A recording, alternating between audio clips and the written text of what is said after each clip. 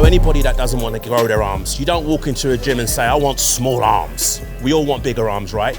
I'm gonna give you some wicked tips.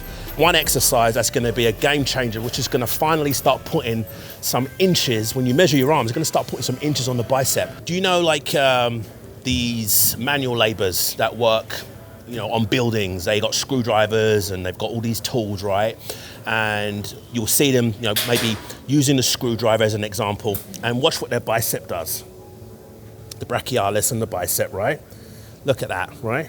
So what we're gonna try and do is we're gonna mimic this position, this rotation of the wrist in our bicep exercise. So if I show you a standard curl, yeah, there's stuff happening, right? Which is good, all right?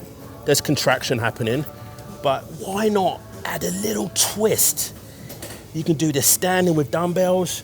You can twist so your palms are facing away from you, which is you're going into pronated, and then you're gonna go into supinated. So that little adjustment in the wrist is huge, all right? So we're gonna use this on the incline 2-arm dumbbell curl. It can also be done unilateral as well. So let me show you what I mean, and let's do a demonstration. So a standard incline unilateral, not bad, there's tension. But one thing before I kind of go into the rotation of the wrist, what I don't want you to do, which I see a lot of people doing, and again, this is another movement with that people butcher, is as you curl the weight, the elbows move. So what happens when the elbows move? Tension comes off the bicep. We don't want that. So what we want is we want to lock that scapula into place. So we're going to depress the scapula downwards and then elevate the chest. All right, so we're gonna think of that.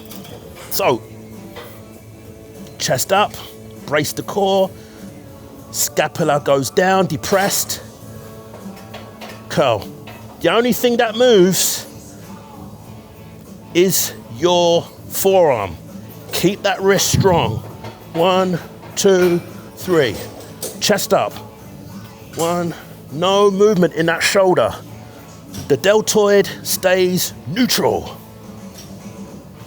All right?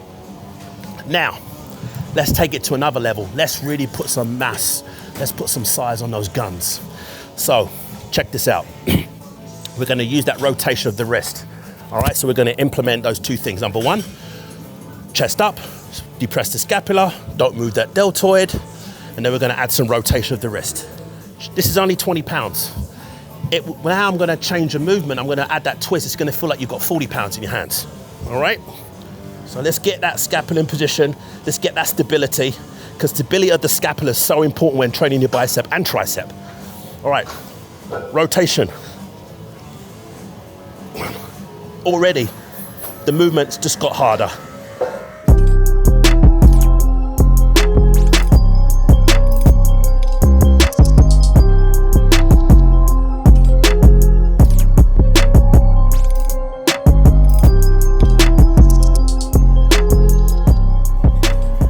So what that is, the tempo you're using here, 3 seconds down, 2 seconds in the bottom position, 1 second up.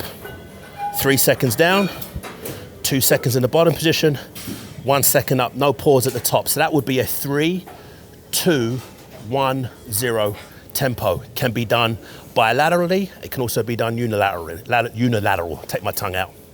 So give that a go. Let me know how you get on with it. Try it out for yourself. Don't worry about the weight, okay? I would suggest that you do this movement not in the beginning of your bicep movement. Why? Because you're putting the bicep in a very stretched position. So I would suggest that you do it either in the middle or potentially towards the end of your bicep work. And if you do that, let me know the pump and the pain that you get, the good pain that you get in your bicep. Get way much bang for your buck. The old days of me lifting 70-pound dumbbells in this exercise are long gone. I'd rather use, 20, maximum 40 pounds in this exercise with that rotation. And check the pump, and the mind muscle connection is insane because of the tension that you're putting under the muscle. So give that a try and let me know how you get on with it. One more tip for you. This is a beauty. This is a big one. When you're in that bottom position and you're rotating, all right, squeeze your tricep, the antagonistic muscle, squeeze and flex it, then come back around again, then go into activating that bicep. So when you're in that bottom position and you're rotating, flex that tricep as hard as you can as well. And watch what will happen. All that blood is gonna rush right into that bicep, and the burn and the pump is immense. But I'm telling you, you're gonna walk out the gym, you won't even be able to drive your car. That's how pumped up your arms are gonna be. So remember to flex that tricep in that bottom position as they rotate into that pronated position, and then come up into supination and squeeze, all right? Give that a try. That's it for me. Hope you got some value from this video. I really appreciate you watching, first of all. And if you love what you see, don't forget to like, share, subscribe, share with a friend. Tell them what we're doing here. Comment below, good or bad, positive or negative, doesn't matter. Constructive criticism is always welcome. And don't forget, I'll see you on the next video, Governor. Thank you so much for tuning in. Cheerio.